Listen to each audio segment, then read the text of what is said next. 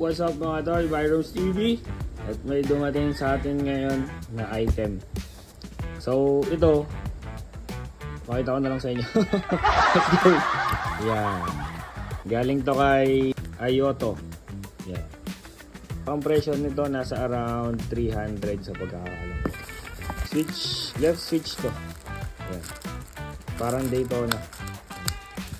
Yan. May passing. Tapos pwede mo piliin na buksan yung low beam, high beam, tapos pwedeng patay or park light yan. Diba? Siyempre may left right signal din yan. Ayan. Ayan. Tapos may busina. Tapos ito low and high beam.